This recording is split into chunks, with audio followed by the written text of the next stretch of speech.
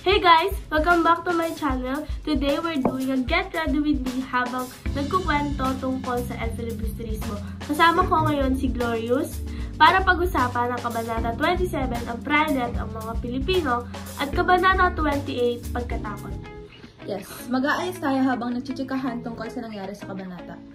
So let's start. Sa Kabanata 27, nagsimula ang lahat habang nagsasalita si Ibarra sa mga kaibigan niya. Pero, bigla silang pinatawag ni Padre Fernandez. Tapos, pagdating niya sa silid, nakita niya si Padre Fernandez na mukhang malungkot at nakakunit yung noo. Pero nung pumasok siya, tumayo agad yung pare. Then tinanong siya kung kasama ba siya sa hapunan na mangyayari. Di niya naman ito tinanggi. At dahil doon, pinuri siya ng praile kasi bihira lang daw ang mga estudyanteng katulad niya na may sariling opinyon at kayang magsalita sa harapan kahit pinupulaan sila. Pero si Isagani, hindi niya agad-agad tinanggap yung papuri na yun. Sabi niya, hindi naman kasalanan ng mga estudyante kung bakit sila nagiging mapanuri. Dahil hindi naman yung tinuturo talaga ng mga guro. Yes, tama. Yes, and interesting dito kasi sabi ni Padre Fernandez, pwede siya magsalita ng kahit ano and walang magiging parusang ibibigay sa kanya. So, dahil dito, napangiti si Isagani at sinabing natatangi ang pari dahil siya ay naiiba sa ibang praile.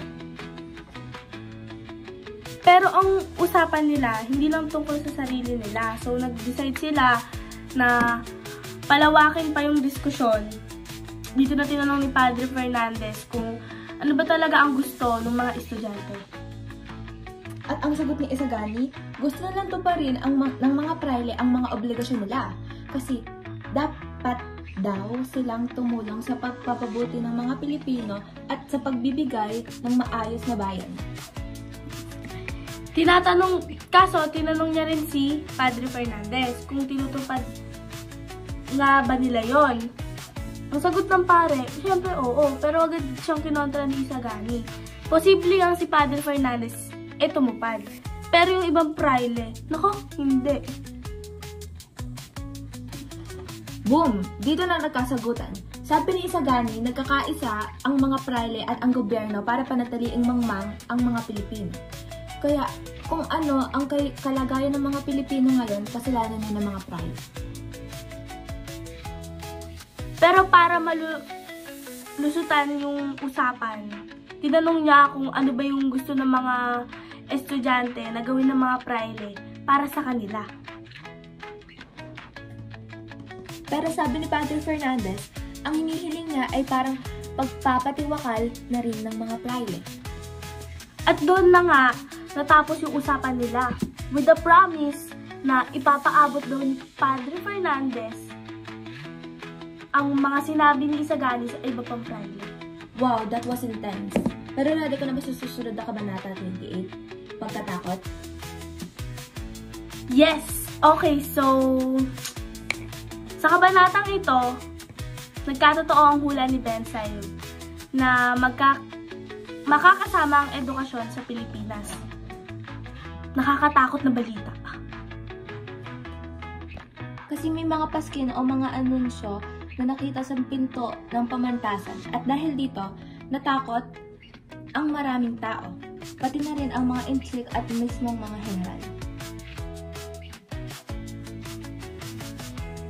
At ang mga praile,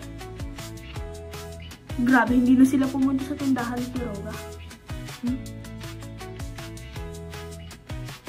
Dahil sa takot, pumunta si Quiroga sa bahay ni Simon.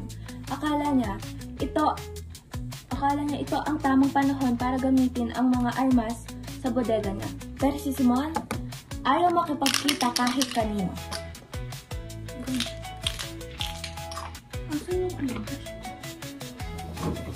Ito. So, next move niya, pumunta kay Don Custodio para itanong kung dapat ba niya balutin yung tindahan niya. Pero, guess what? Ayaw din makipagkita ni Don Custodio kahit kanino. And ending, tumuloy siya sa bahay ni Benzaid para makibalita. At ang funny part, naabutan ni Benzaid naabutan niya si Benzaid na balit sa takot. Naka-armor, ginagamit na pabigat sa papel ang dalawang tawag doon, revolver.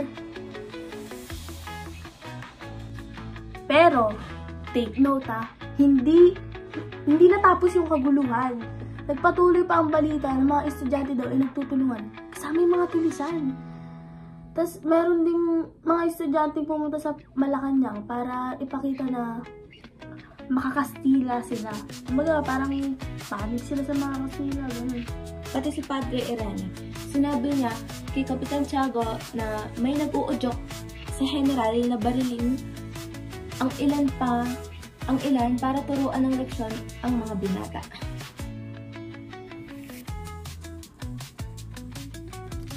At ito pa kamo ang masama.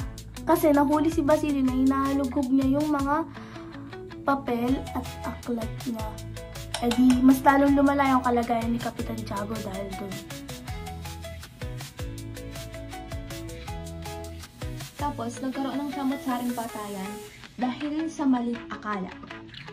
Ang daming pinagkamalan at pinaghinalaan. Ang tanong, sino ba talaga ang may kagagawan ng mga paskin?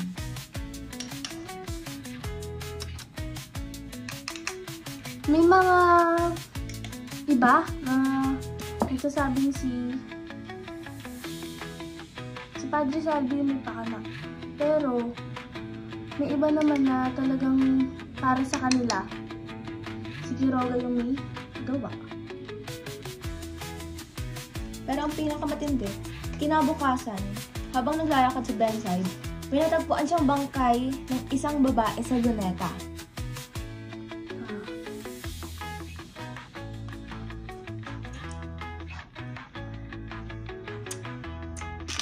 At yun na nga ang nag-iwan ng malaking misteryo sa kabanata. Grabe, diba? Ang daming nangyari. Super. So, that's it guys for our Get Ready With Me. Sana na-enjoy nyo ang chikahan na ito tungkol sa kabanata 27 at 28 ng El Filibusterismo. Don't forget to like, share, and subscribe. And comment down below yung mga thoughts nyo about sa chikahan namin to. Bye guys! See you in the next vlog!